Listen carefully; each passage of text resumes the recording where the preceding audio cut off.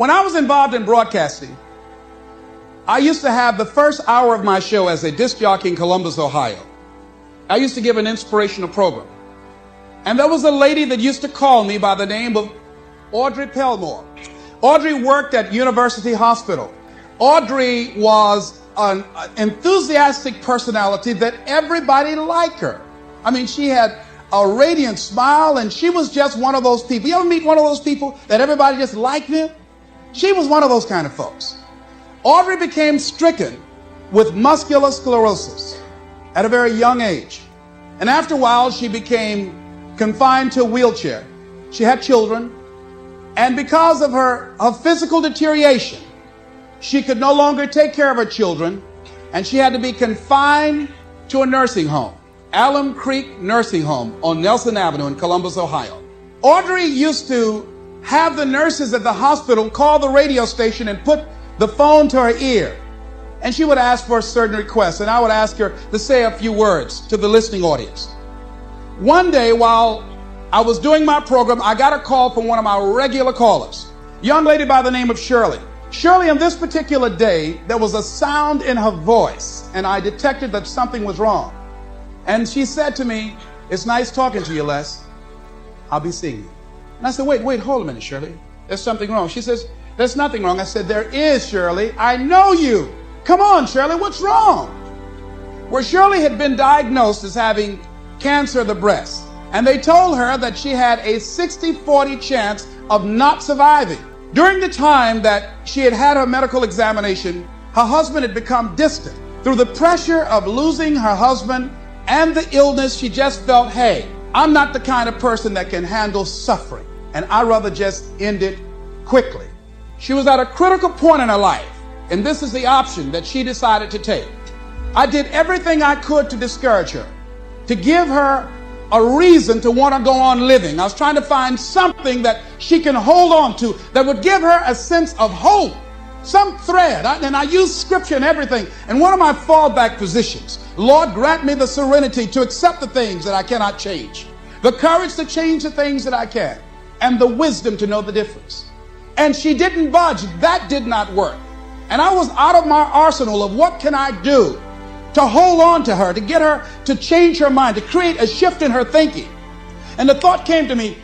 I said, "Shirley, could you wait until tomorrow?" She waited for a long time before she answered. She said, "Why tomorrow?" I said, "Because if you wait until tomorrow, I'd like to take you by to see Audrey Pelmore. You remember Audrey that I talk about all the time on the air?" She said, "Yes, I like her. I would like to meet her." And she met me at the Alum Creek Nursing Home. And when we got there, we were both very silent because I'd made a pact with her that if this was not enough to discourage her from taking her life, then I would honor our agreement and I would just release her. And I was going to talk to somebody else to try and get her. I didn't tell her that. As we walked down the hall, I did not know exactly what to expect. I had not seen Audrey for some time. When we walked in the room, there Audrey was, all twisted and physically deformed. She had no voluntary use of her arms. She couldn't even fan a fly out of her face. She couldn't get up and move around. And we had to get close to her because her vision was blurred and she can't speak very loudly. And her hearing was somewhat impaired. And as we drew closer to her, I said, "Audrey, this is Les. And I have a friend with me named Shirley. How you doing, Audrey?" And with what strength she had, she said, "Better than good and better than most." And Shirley, I know as the tears began to form in her eyes, I know she had to be thinking that here this woman is. She's been on her back, a prisoner in her body for 17 years. She can't turn herself. She can't get up and go to the restroom. She said to me, "Les, I'd love to be able to get up and walk out of here with you. I'd love to be able to take care of my children, to be a mother to them, to see them graduate from high school." She said, "Les, I can't do that. And I'm doing better than good and better than most." Shirley had to be saying within herself, what right do I have to feel sorry for myself? What right do I have to cry out, why me? And she decided and left there with a commitment that she wanted to live with whatever time that she had left, that she had no right to cut the time off. She had no right to do that. And she left there with a new determination, a new spirit about her. And that's something about what we have, that you have. There sometimes your options are frozen.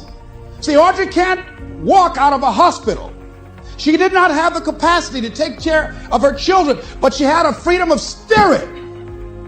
And that's what we have wherever we are, with whatever hand that life has dealt us. We have the freedom of spirit.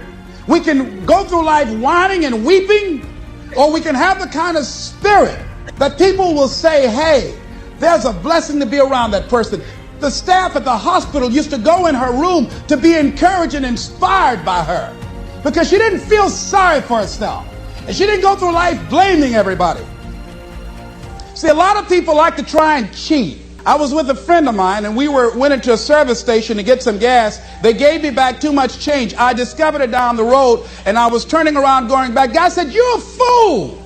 Hey, man, what when they don't give people enough change? You think they flag the people down?" I said, "I'm not responsible for them. I'm responsible for me." I went back and I told the guy, "Excuse me, sir, you gave me a $20 bill too much." I gave it to the guy just took it and walked away, didn't say thank you. The guy in the car laughed, said, "I told you, you fool." I said, I'm not responsible for his attitude. I don't care. Knowing that he would not say thank you, I would still give it back to him. Because my image of myself says, hey, you don't take something that doesn't belong to you. That's the way my mother raised me.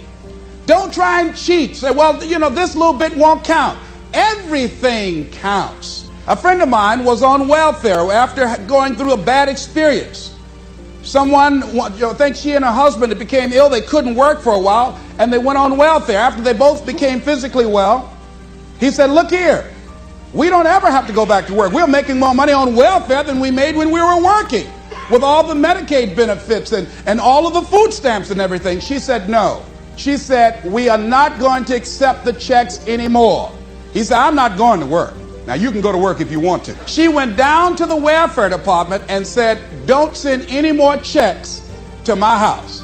Lady said, excuse me? She said, now, I've been working here 25 years. No one has ever come in here and said, don't send any more checks here. Are you sure you're all right? Yes, I am. And she went home and told her husband, don't look for any more checks because I told them to cut the check off. Now we've got to find something to do. And they started a paper route and got over 1,500 customers and were making money hand over fist in a spirit of dignity and achievement, not ripping anybody off. That was a critical choice. She could have very easily said, well, everybody else is doing it, why don't I do it? But she decided not to follow the crowd. So let's begin to look at this guy called Joe versus the volcano, and let's see what's in it for us. I took the liberty of changing some things to enable them to be symbolic for us.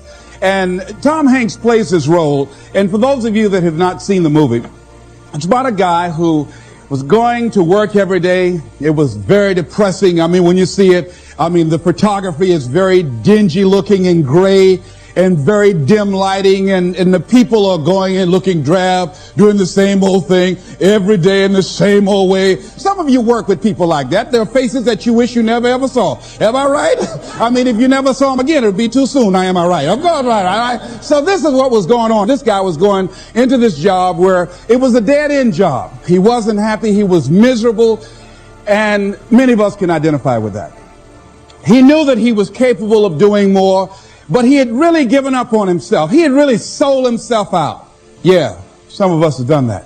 He made a trade-off. For whatever reason, he decided to do this. That's why we can identify with him.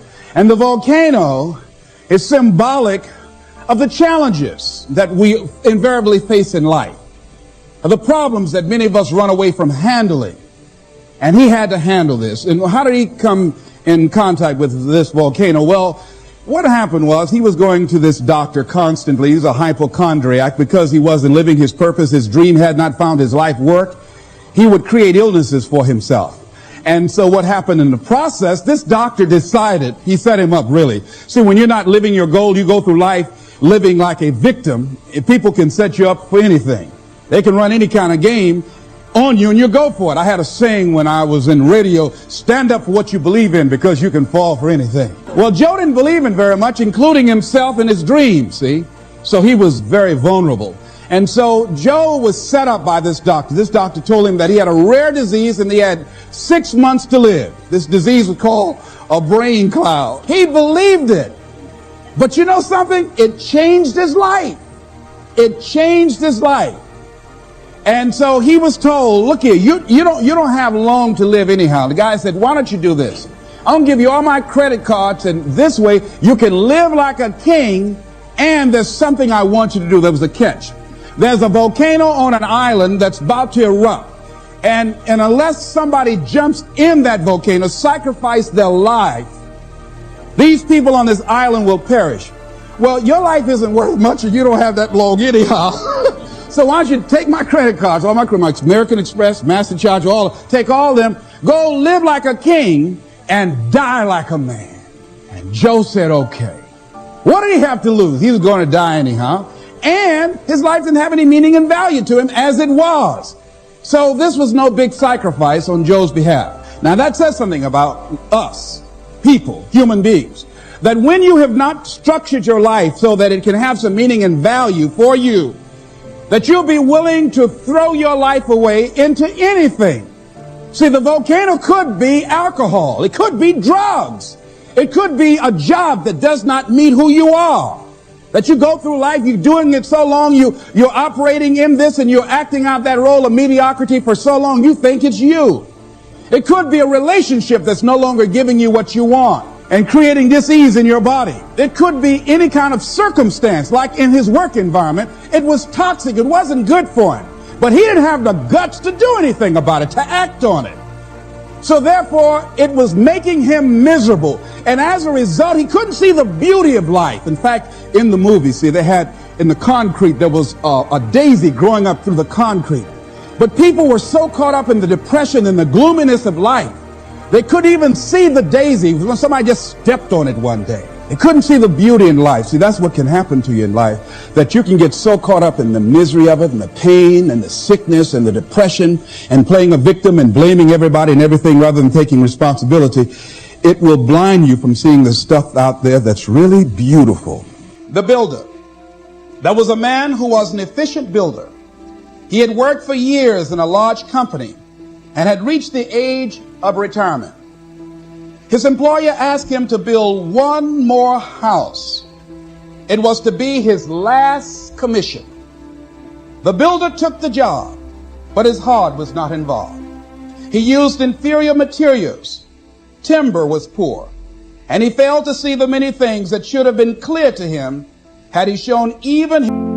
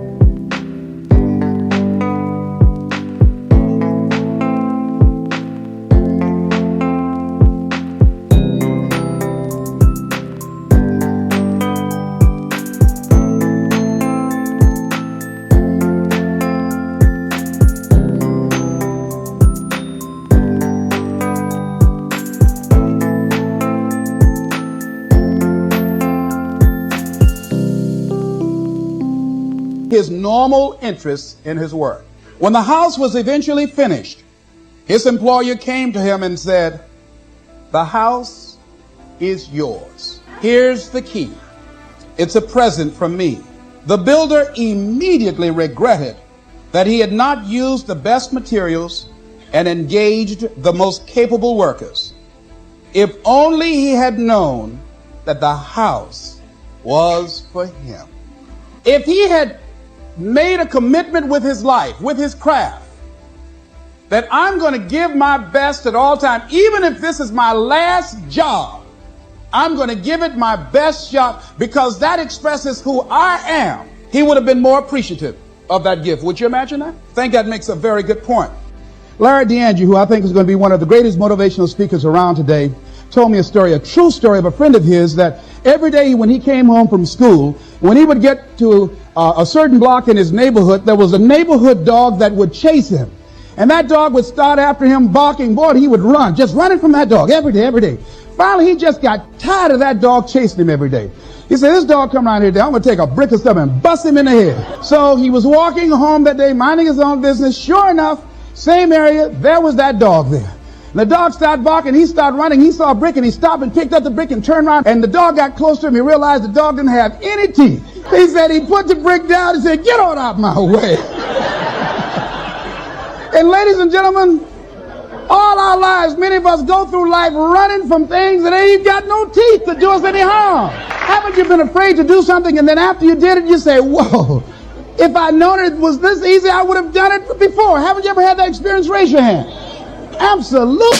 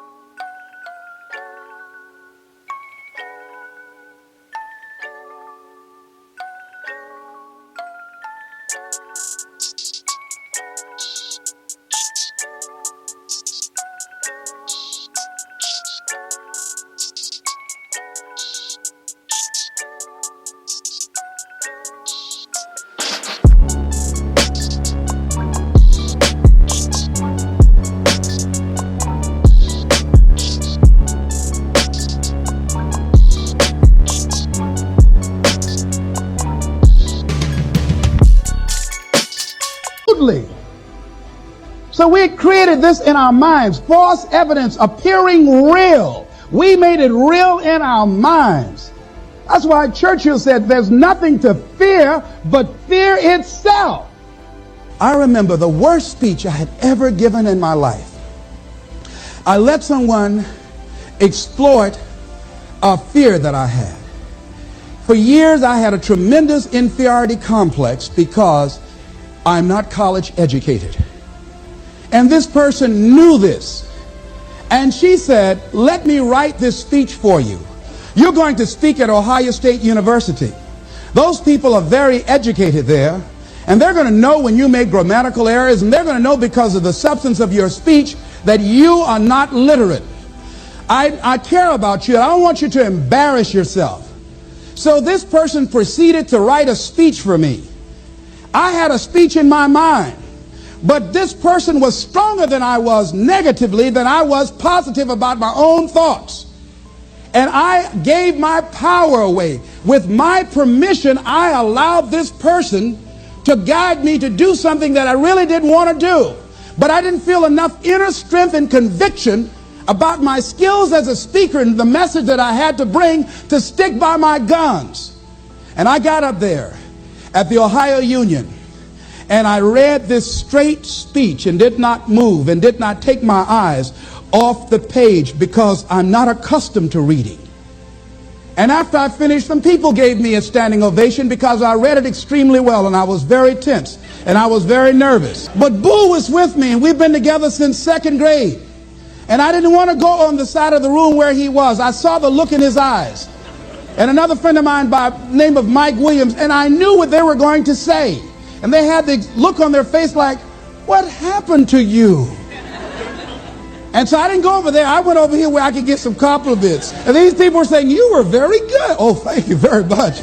I wanted to be fortified before I got this whipping. So finally we were going to the car, and we got in the car, and Boo was trying to be as tactful as he could.